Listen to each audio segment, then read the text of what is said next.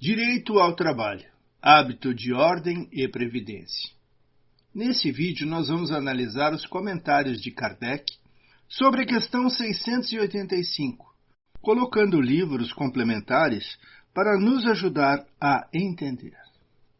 Livro dos Espíritos, nota da questão 685, não basta se diga ao homem que lhe ocorre o dever de trabalhar. Vamos ao Evangelho segundo o Espiritismo, no capítulo 28, item 4, a oração dominical.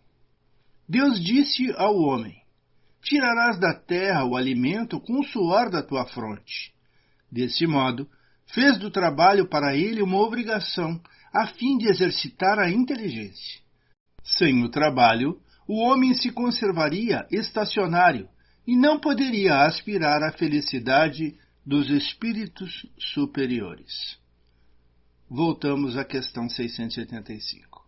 É preciso que aquele que tem de prover a sua existência, por meio do trabalho, encontre em que se ocupar, o que nem sempre acontece. Vamos ao livro As Leis Morais, de Rodolfo Caligares. O trabalho deve ser assegurado a todos os homens válidos que o solicitem, para que possam prover as necessidades próprias e da família, sem precisar nem aceitar esmolas. Mas quem deve garantir esse direito? Os políticos, porque detêm o poder de decisão, reformulando as leis humanas para aproximá-las da lei natural, reorganizando a sociedade para o equilíbrio e a justiça social. Os empresários, porque detêm a riqueza, promovendo o progresso intelectual através do incentivo à ciência e à pesquisa, garantindo a execução de grandes trabalhos, pois a riqueza é considerada elemento de progresso. Mas qual seria o efeito da suspensão do trabalho? Voltamos à questão 685. Quando se generaliza a suspensão do trabalho, assume a proporção de um flagelo qual a miséria. Voltamos ao livro do Rodolfo Caligares. O desemprego, a fome, o desabrigo, as enfermidades, a prostituição, o crime, etc., constitui prova de que a sociedade se acha mal organizada, precisando de reformas que melhor atendam à justiça social. Como fazer isso? Voltamos ao livro dos Espíritos. A ciência econômica procura remédio para isso no equilíbrio entre a produção e o consumo. Mas esse equilíbrio, dado seja possível estabelecer-se, sofrerá sempre intermitência, durante as quais não deixa o trabalhador de ter que viver. Vamos ver agora Estudos Espíritas, um livro excelente de Joana de Ângeles, no capítulo 11. Com o desenvolvimento das ciências sociais e o advento das entidades previdenciárias e assistenciais, o homem passou a beneficiar-se de uma regulamentação legal sobre o tempo de trabalho, horário, remuneração extraordinária e a indispensável aposentadoria. Observado os requisitos essenciais, assistência médico-odontológica, pensão para a família, quando do óbito ou invalidez. As lutas entre patrão e empregado começaram a ser examinadas com maior equidade, resolvendo em casas de justiça os grandes problemas a que se viam constrangidos os menos afortunados. Livro O Consolador, de Emmanuel, questão 57. Poderão os homens resolver, sem atrito, as chamadas questões proletárias? Sim, quando se decidirem a aceitar e aplicar os princípios sagrados do Evangelho. Conhecemos os maus dirigentes e os maus dirigidos, não como homens ricos e pobres, mas como avarentos e revoltados. Nessas duas expressões, as criaturas operaram o desequilíbrio de todos os mecanismos do trabalho natural.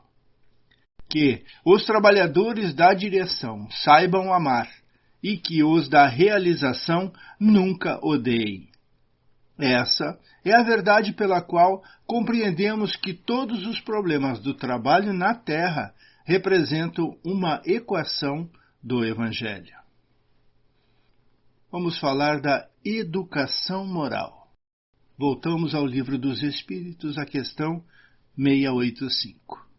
Há um elemento que não se costuma fazer pesar na balança, e sem o qual a ciência econômica não passa de simples teoria. Esse elemento é a educação, não a educação intelectual, mas a educação moral. Não nos referimos, porém, à educação moral pelos livros, e sim a que consiste na arte de formar caracteres, a que incute hábitos, porquanto a educação é o conjunto de hábitos adquiridos. No livro Depois da Morte, livro do Leon Denis, no capítulo 55. A causa do mal e seu remédio não estão onde o procuram as teorias e os sistemas. A causa do mal está em nós mesmos, nas nossas paixões e erros. Para melhorar a sociedade, é preciso melhorar o indivíduo, sendo para isso indispensável o conhecimento das leis superiores de progresso e solidariedade. Nossas instituições podem mudar de forma, mas não nos libertarão dos males inerentes à nossa natureza atrasada. A felicidade dos homens não depende das mudanças políticas, das revoluções, nem de nenhuma modificação exterior da sociedade. Enquanto esta estiver corrompida, as suas instituições igualmente o estarão, sejam quais forem as alterações operadas pelos acontecimentos.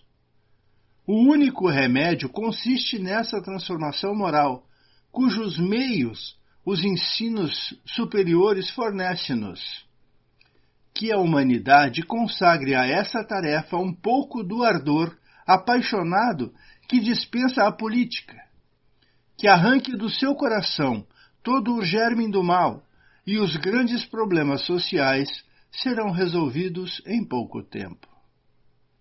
Voltamos à questão do Livro dos Espíritos 685. Considerando-se a enxurrada de indivíduos que todos os dias são lançados na torrente da população, sem princípios, sem freios e entregues a seus próprios instintos, será de espantar as consequências desastrosas que daí decorrem? Quando a educação moral, essa arte, for conhecida, compreendida e praticada, o homem terá no mundo hábitos de ordem e de previdência para consigo mesmo e para com os seus, de respeito a tudo o que é respeitável, hábitos que lhe permitirão atravessar menos penosamente os maus dias inevitáveis.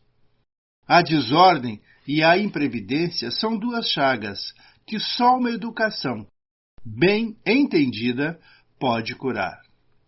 Esse é o ponto de partida, o elemento real do bem-estar, o penhor da segurança de todos. Vamos ficar por aqui, agradecidos e pedindo sempre: Jesus esteja conosco.